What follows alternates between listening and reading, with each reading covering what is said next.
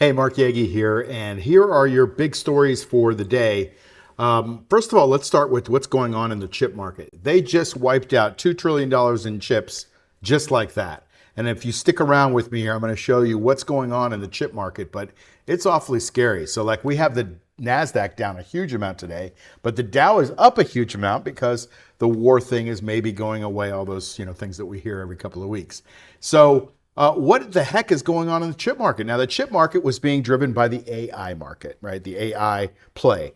And so you need chips, and there's a big shortage of chips. In other words, it's like a 5-year shortage of chips. So everybody's like, well, Micron and SanDisk and all the chip makers are going to be fine. But if you remember the dot-com bubble, and I'm old enough to remember, the dot-com bubble was all this infrastructure, all these shortages were supposedly happening. So all this money came in, drove things way up like a hockey stick, right? Like this.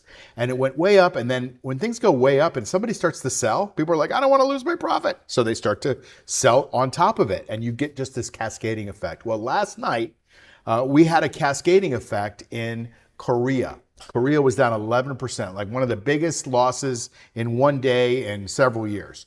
So, and what was that? Because, well, chips are made a lot in Korea. There's a company called SK Hynix, and there's a company called Samsung, and they're just wiping out chips left and right in Korea, and it's spread over here this morning. So a sell-off in the semiconductor stocks started to pick up speed, and AMD's down, Micron is down, DRAM is down, even Dell is down. I'll show you that in just a second. So here's the real story. The Kospi crashed 11%, biggest single day drop since early March. The Nikkei was down in Japan, 4%. China was down. And you're starting to see this kind of have a ripple effect on a lot of US companies because everybody's like, well, AI is the future. And it is, right? It's also the present. But when people bid things way up, what happens is people that are small, like Aunt Susie and Uncle Jimmy, they get sucked in really late. And so they become the retail trader. They become the liquidity for the exits for some of the big money. And so all these people pile in right at the top, and then boom, they get rug pulled. And it takes a long time for some of those things to recover. So when TSMC and SK Hynix and other suppliers, they crash, what happens is the whole emotional component of trading crashes with it. Right? And so now the AI thesis is being questioned in real time. We're starting to look at a drawdown in potential profits for OpenAI and for Anthropic and for some of the other companies because now these big Chinese open source models are coming in for free and very low cost. And if you're spending $10,000 a month on AI and you've got a company, and all of a sudden you can spend $1,000 on AI. I don't care if it's Chinese or Vietnamese or Japanese or Nigerian. You're going to look at it if it's comparable. And so this air is coming out of this trade a bit. I don't think AI is going anywhere. I think it's our future. But like all this profit that was supposed to be made by these companies, they're all putting off their IPOs. So we won't be able to take advantage of those, at least at not the levels. They were talking about trillion-dollar valuations. I don't think it's even close anymore because they're just, people buy profits in stocks. All right, let's look at some of the stocks that are affected. I won't go over all of them. They all kind of look the same. But Micron has been a darling for a while. Look at this beautiful chart here, all the way from, 3,400 all the way up to 1255. And look what it's done just in the last month. It's given up from 1255. It's down to 816. Now, this is one of the better ones. But now you're seeing a lot of the indexes roll over. You're seeing, 4 days in a row, closing kind of down, certainly 3 days below the 50-day moving average. And it's dropped below this spot here. This is what's called a dreaded H pattern. And so you got this long thing and then an upside down U. And when things come here and retest a little low, that upside down U becomes a telling. So today's a very telling candle. Certainly this week is a very telling candle.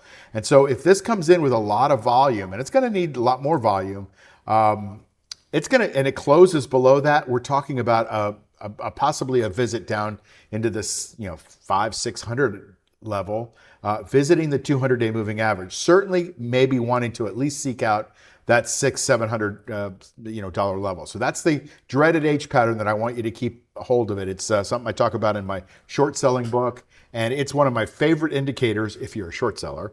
But it's also a warning indicator if you're long. If you've been in Micron, you got a little hope in here on this 5-day bounce, but then it turned around and it's going lower. Now, let's see what happens at the end of today, but keep an eye on that pattern.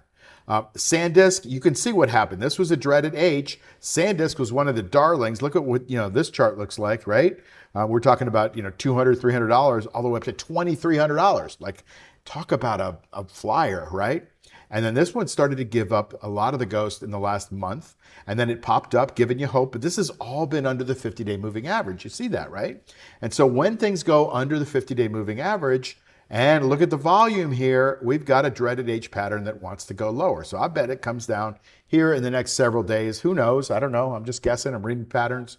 But I think it's going to come and tag that 200-day moving average. There's no real support level, except for maybe this $1,000 level. There's a little bit of support because that's where it broke out. But there's no real structured support. So I think that 200-day moving average might be the support, and that's a healthy test usually. It's not healthy if you're long SanDisk. I'm actually short this whole market right now in this ETF called the Round Hill Memory ETF. And so you could see this has gone up just like all the ones I just showed you, right? It's RAM. So people want a lot of RAM. You need fast RAM to run these AIs. And you could see that little dreaded H is shaping up there. Now that's a little harder to see because it's a fairly thinly traded ETF-ish.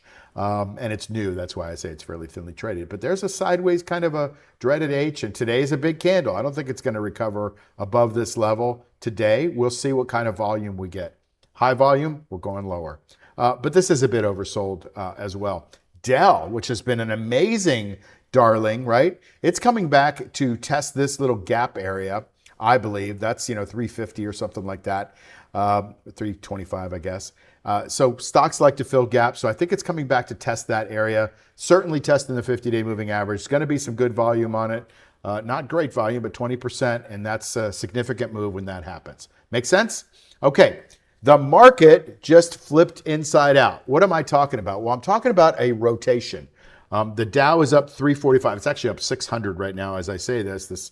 It's been moving all over the place, but tech has been cratering, like I said at the top of the show here.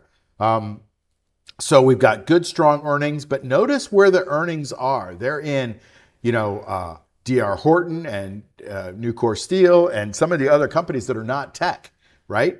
Coca-Cola, Johnson & Johnson. The market is basically rotating out of AI chip names and into some of the more old economy value plays.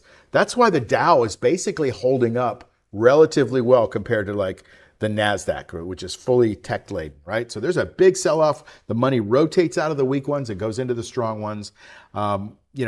With our covered call strategy, these value stocks with strong earnings can support, perfect candidates, right? They give you some good juice, we call it, because the juice is the income. So you buy the stock, you sell the call against it.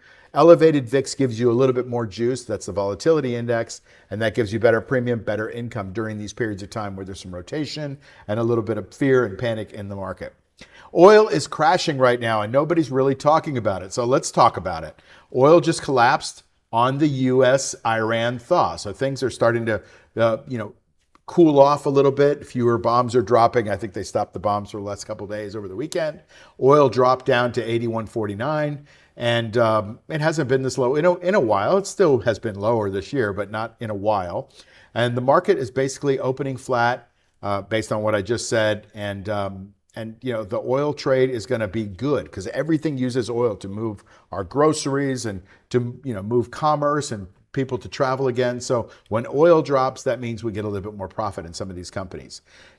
So the treasury yields are coming a little bit lower because of Fed decisions. As the oil prices tumble, you could see oil's falling below $80. So here is the ETF that you can use if you were to want to start some research and trade oil. You could see we had a hockey stick all the way up from the mid 40s all the way up to the 60s. Basically because of the beginning of the war there, right? And then we've had a consolidation here. Now, this is a fairly healthy chart. It's still above the 50-day moving average. It does track energy, and you know that AI is a big component of the energy stuff, right? So it's a little bit mixed because we need energy to build data centers, to run data centers, to run our AI. At the same time, oil prices are coming down. So it's kind of hard to exactly figure out what the heck is going on there. All right, and we have a big Fed meeting coming up tomorrow. The Fed potentially could be screwing some things up. So Kevin Warsh is got his press conference, his first big one, and Trump likes him. Trump, is like, I want to lower rates because Trump believes in cheap money. That's how you develop real estate. You get cheap money and you put up big things. You use leverage, and that leverage, basically pays you back a lot more than cheap money. And so when money's expensive, fewer people borrow, you get less build out. And Trump is a big fan of build out and cheap money.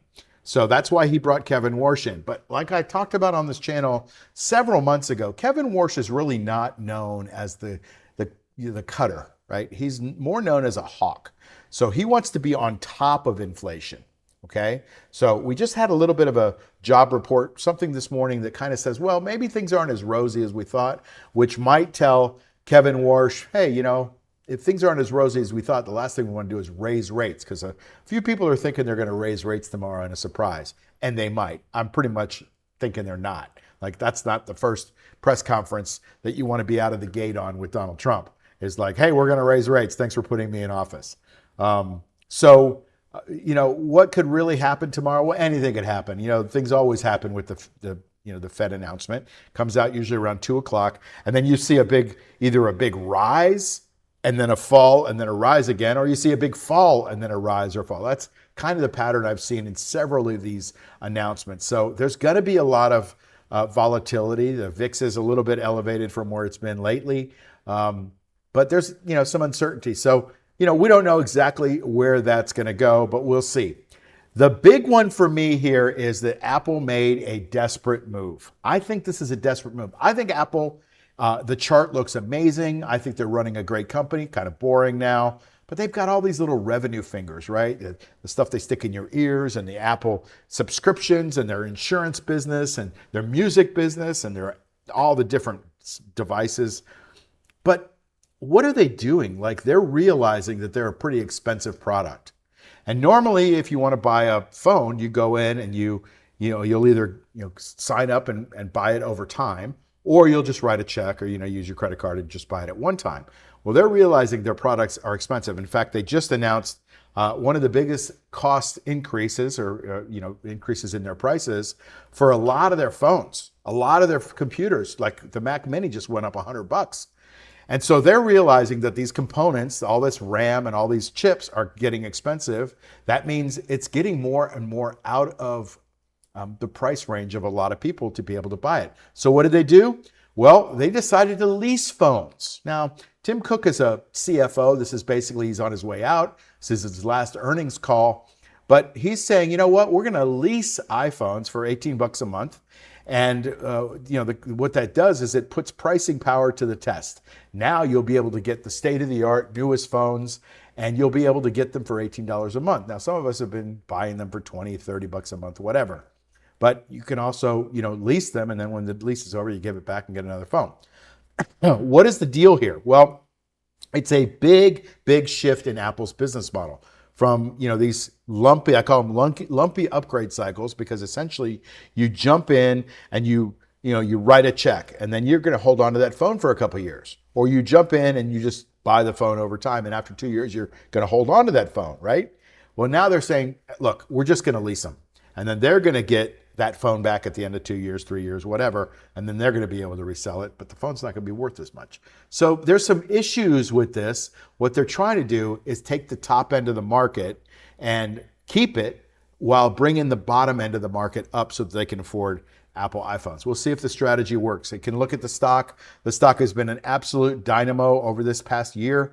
You could see it's gone from 243 to 340. That's a pretty big move up. It's like 35-40%. And so you're seeing it here hitting an all-time high today on the news, pulling back a little bit on that news. That doesn't matter. This stock over, if you look at the weekly on this is doing a nice little chug up. I wouldn't be surprised to see some profit taking up in around the 350s. And they do have earnings coming out in a couple days. So this could be a big move into earnings. But you know what I always say here on earnings? This is the time that you need to protect your account, right?